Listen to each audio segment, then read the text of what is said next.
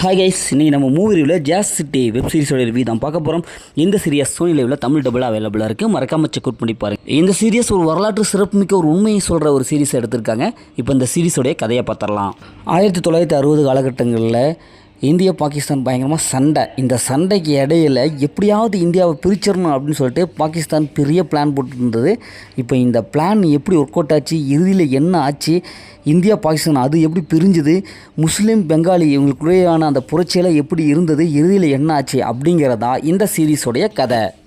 இந்த சீரீஸோடைய ஃபாஸ்டிங் பார்த்தாவே நடிச்சு எல்லாமே சூப்பராக பர்ஃபார்ம் பண்ணியிருக்காங்க. குறிப்பாக இந்தியாவுக்கு இவ்வளோ பெரிய ஹிஸ்ட்ரி இருக்கா அப்படிங்கிறத நம்ம நினச்சி பார்க்கும்போது உண்மையிலேயே பிரமிக்க வைக்கிது. ஏன்னா அந்தளவுக்கு இந்த சீரீஸில் சொல்லியிருக்காங்க. அதாவது இந்தியா பாகிஸ்தான் பிரியறதுக்கு முன்னாடி இந்தளவுக்கு சூழ்ச்சியெல்லாம் இருக்கா, இந்தளவுக்கு அரசியல்லாம் இருக்கா அப்படிங்கிற அளவுக்கு செம்மையாக அப்படியே அதில் சொல்லியிருக்காங்க.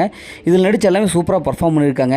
குறிப்பாக தமிழ் டபுள் வாய்ஸ் நல்லாவே வந்திருக்கு. மொத்தமாக 10 எபிசோடு இருக்குது. 10 எபிசோடும் அந்த நிகழ்வு என்ன அப்படியே சம்பவத்தை உண்மையாக அப்படியே கொண்டு வந்திருக்காங்க. ஏன்னா 1960களில் எப்படியெல்லாம் இருந்திருக்கும், இந்த நாடு எப்படி இருந்தது அப்படிங்கிற அந்த லொக்கேஷனில் வந்து நமக்கு அருமையாக சூப்பராக கொண்டு வந்திருக்காங்க. பிஜிஎம் நல்லாவே வந்திருக்கு. இந்த சீரிஸோட மைனஸ்னு பார்த்தா டூரேஷன் அதிகமாக இருக்குது.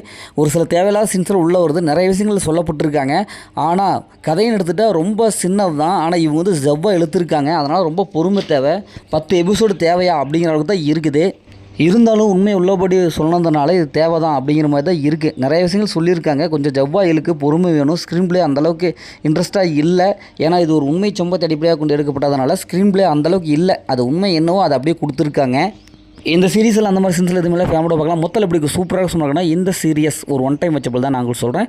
ஓகே, இதேமாரி அடுத்த ஒரு புதிய மூவி ரிவ்யூவில் சந்திப்போம்.